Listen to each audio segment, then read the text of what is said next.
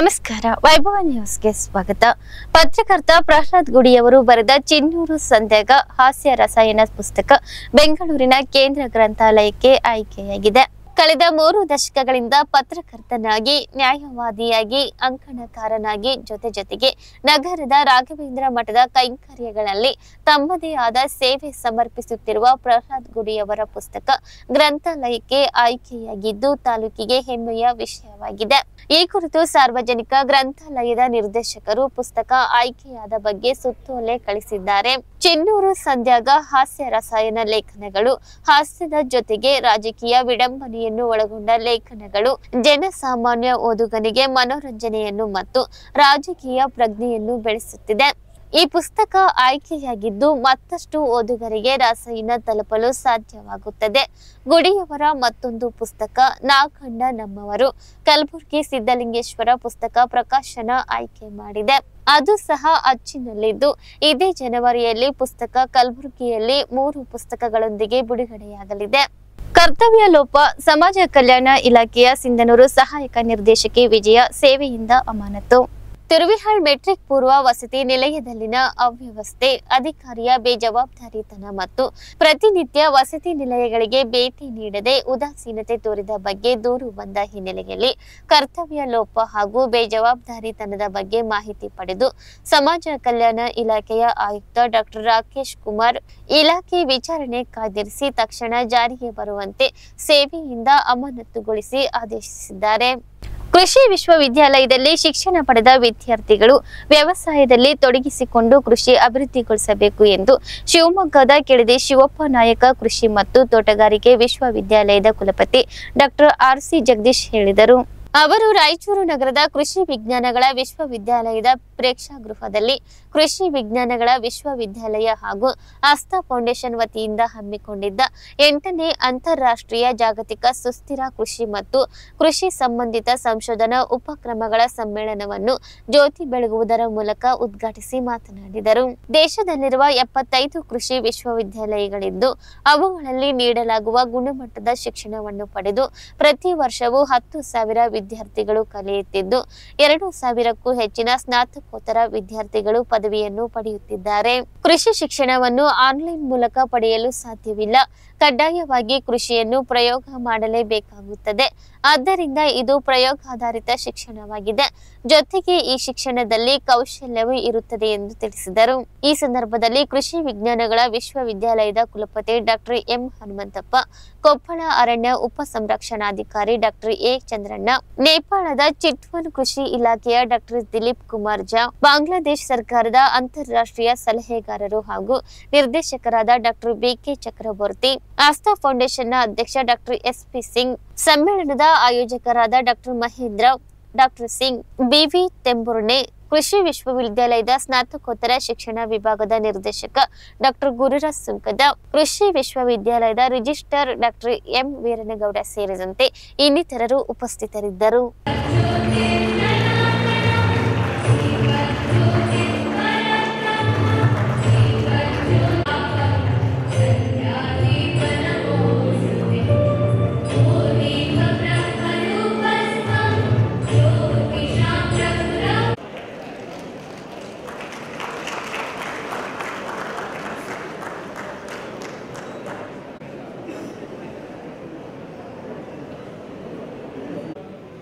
The main this area is surrounded by 2.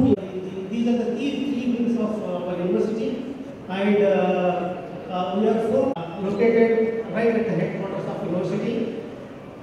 In the needs of our main stakeholders, farmers, as well as students of this, including the male agriculture research station at headquarters and rural agriculture research station at pomegranate, guava, and the ginger, turmeric, chickpea, cotton, then chili, then rice, sunflower.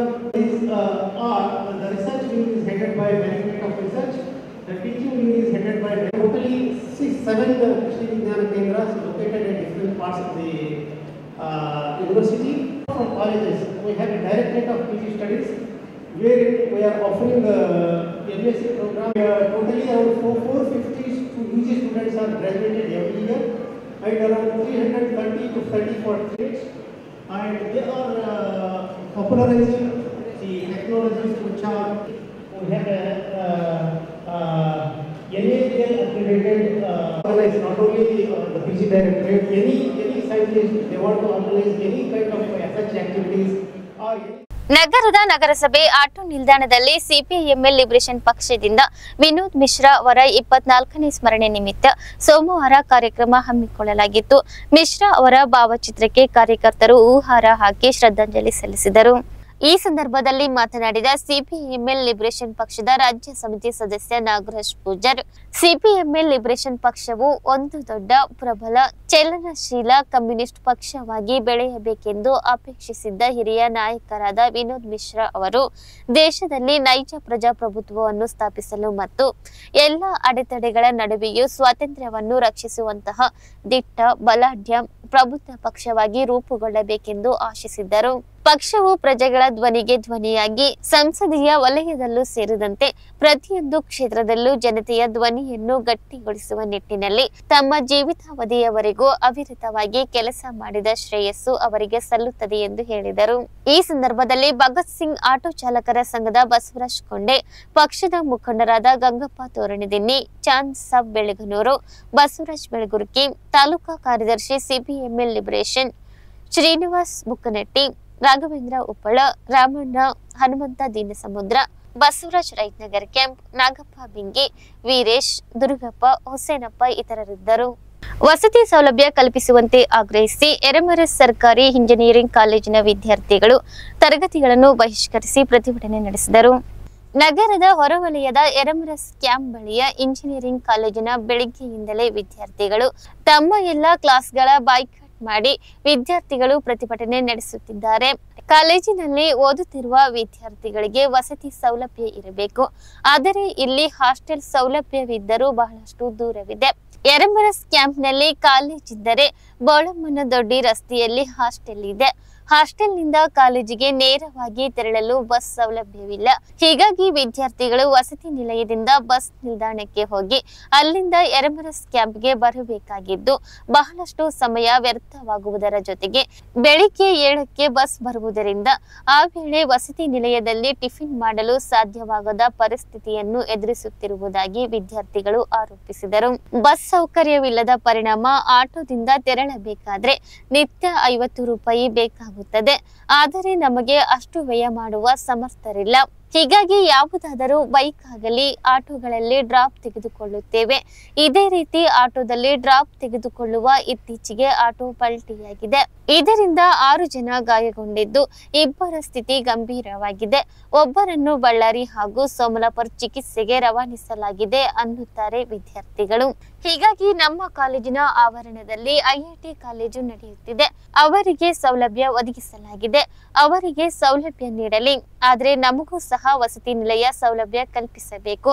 ಇದರ ಬಗ್ಗೆ ಈಗಾಗಲೇ ಜಿಲ್ಲಾಧಿಕಾರಿ, ಕಾಲೇಜಿನ ಪ್ರಾಂಶುಪಾಲರಿಗೆ ಮನವಿ ಸಲ್ಲಿಸಲಾಗಿದೆ. ಮನವಿಗೆ ಸ್ಪಂದಿಸುತ್ತಿಲ್ಲ. ನಮಗೆ ಈಗ ಕಾಲೇಜು ಆವರಣದಲ್ಲಿ ವಸತಿ ನಿಲಯ ಒದಗಿಸಬೇಕು ಎಂದು ವಿದ್ಯಾರ್ಥಿಗಳು ಒತ್ತಾಯಿಸಿದ್ದಾರೆ.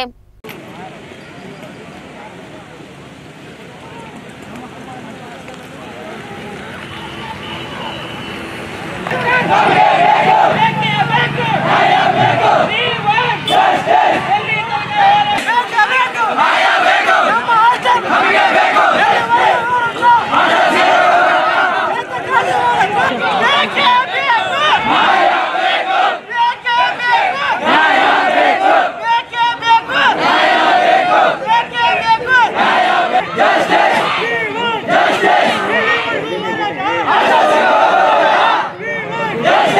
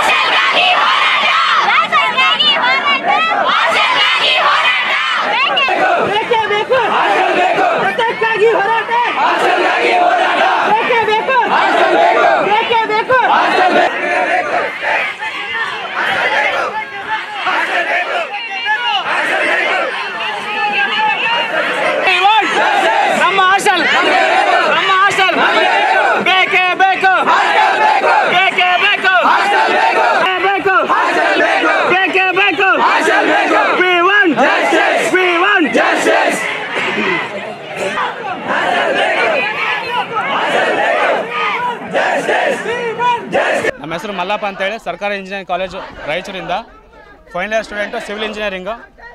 ನಮ್ಮದು ಗೌರ್ಮೆಂಟ್ ಕಾಲೇಜು. ಈ ಗೌರ್ಮೆಂಟ್ ಕಾಲೇಜಲ್ಲಿ ಸರೌಂಡಿಂಗ್ ಯಾವುದೇ BCM ಹಾಸ್ಟೆಲ್ ಇಲ್ಲ. BCM ಹಾಸ್ಟೆಲ್ ಇದೆ ಎಲ್ಲಿ ಬೋಳಮಂದೊಡ್ಡಿ ಅಲ್ಲೇ ಐತೆ. ಆ BCM ಹಾಸ್ಟೆಲಿಂದ ನಮ್ಮ ಕಾಲೇಜಿಗೆ 10 ಕಿಲೋಮೀಟರ್ ಡಿಸ್ಟೆನ್ಸ್.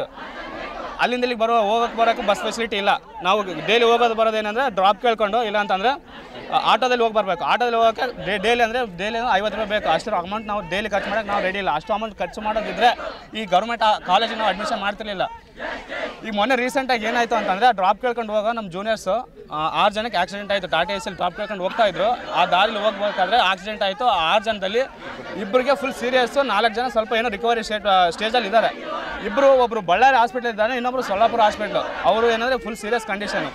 ನಮಗೇನು ಮೇನ್ ಬೇಡಿಕೆ ಅಂತಂದರೆ ನಮ್ಮ ಕಾಲೇಜ್ ಸರೌಂಡಿಂಗಲ್ಲಿ ಗ್ರೌಂಡ್ ಐತೆ, ಜಾಗ ಜಾಸ್ತಿ ಐತೆ. ಆ ಜಾಗದಲ್ಲಿ ಏನು ಬಂತು, ಸೆಂಟ್ರಲ್ ಗೌರ್ಮೆಂಟ್ ಅವರು IIIT ಕಾಲೇಜ್ ತಂದು ಇಟ್ಟರು. ಆ ಕಾಲೇಜ್ ಈಗ ನಿರ್ಮಾಣ ಆಗಿ ಮತ್ತೆ ಚಾಲ್ತಿಯಲ್ಲೂ ಐತೆ.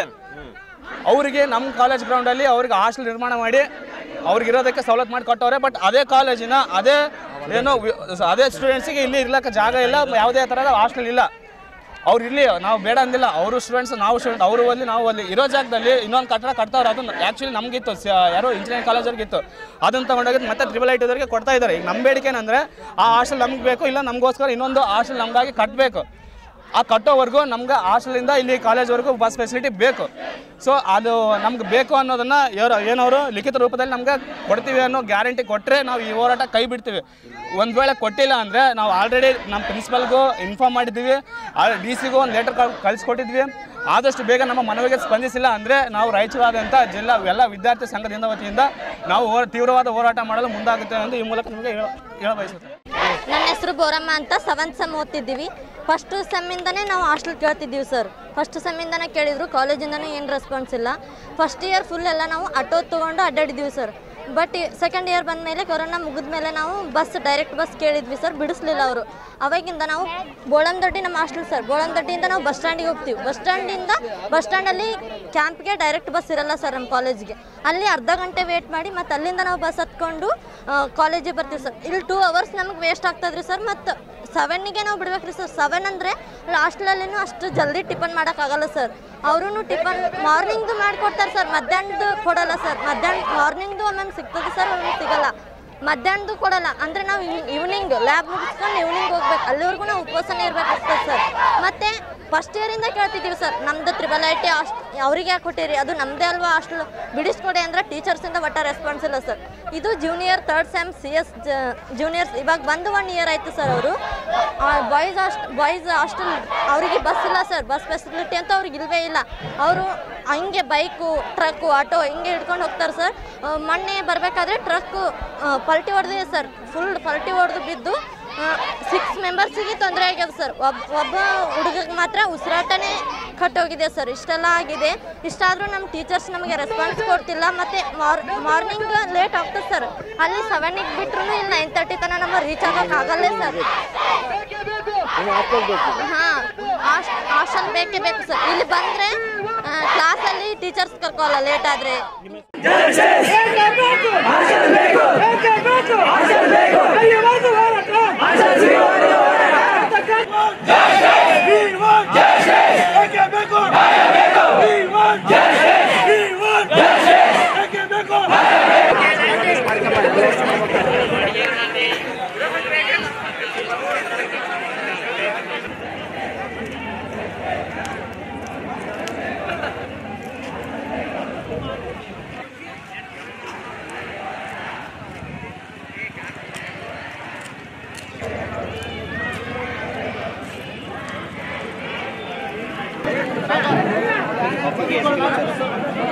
ಅದರ ಜೊತೆಗೆ ಘಟನೆ ಫೋಟೋಸ್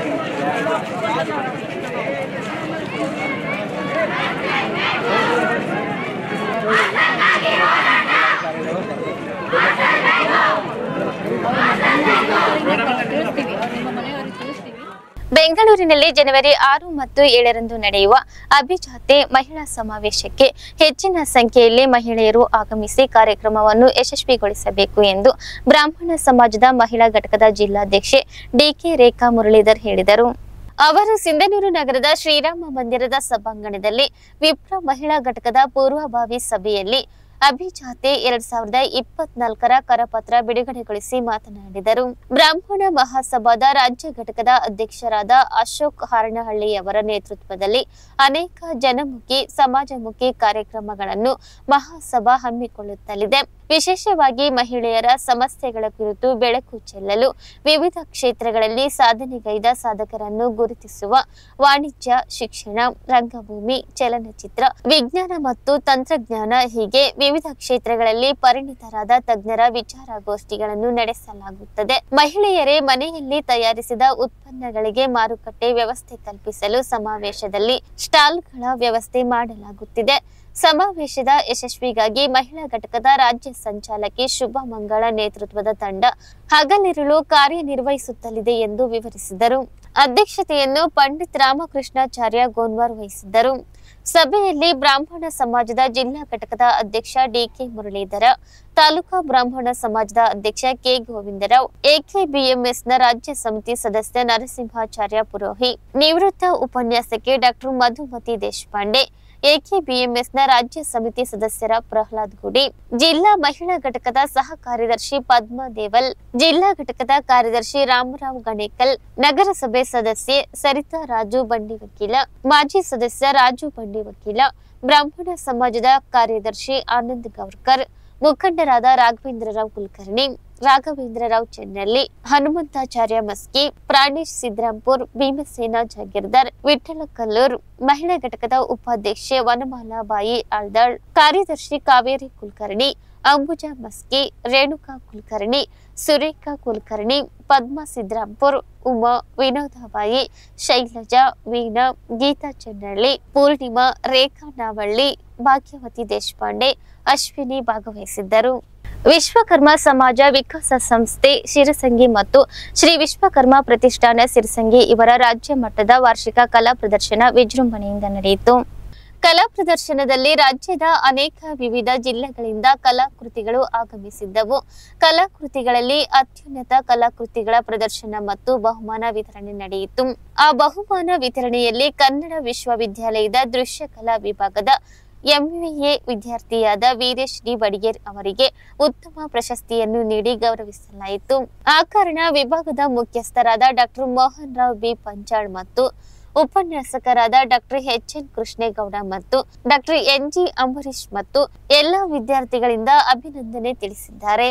ಹತ್ತಿ ಸಾಗಿಸುತ್ತಿದ್ದ ಟ್ರ್ಯಾಕ್ಟರ್ನ ಹಗ್ಗ ಲಾರಿಗೆ ಸಿಕ್ಕಿ ರಾಯಚೂರು ನಗರದಲ್ಲಿ ಟ್ರ್ಯಾಕ್ಟರ್ ಪಲ್ಟಿಯಾಗಿದ್ದು ಹತ್ತಿ ಚೆಲ್ಲಾಪಿಲ್ಲಿಯಾದ ಘಟನೆ ನಡೆದಿದೆ.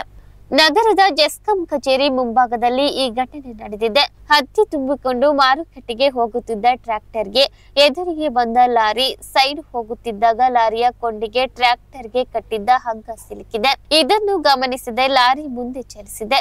ಇದರಿಂದಾಗಿ ಟ್ರ್ಯಾಕ್ಟರ್ ನಡು ರಸ್ತೆಯಲ್ಲಿ ಉರುಳಿ ಬಿದ್ದಿದ್ದು ರಸ್ತೆಯಲ್ಲಿ ಹತ್ತಿ ಚೆಲ್ಲಾಪಿಲ್ಲಿಯಾಗಿ ಬಿದ್ದಿದೆ. ನಡು ರಸ್ತೆಯಲ್ಲಿ ಘಟನೆ ನಡೆದಿದ್ದರಿಂದ ಕೆಲ ಕಾಲ ರಸ್ತೆ ಸಂಚಾರಕ್ಕೆ ಅಡಚಣೆ ಉಂಟಾಯಿತು. ಸಂಚಾರಿ ಪೊಲೀಸರು ಸ್ಥಳಕ್ಕಾಗಮಿಸಿ ಪರಿಸ್ಥಿತಿಯನ್ನು ತಿಳಿಗೊಳಿಸಿದರು.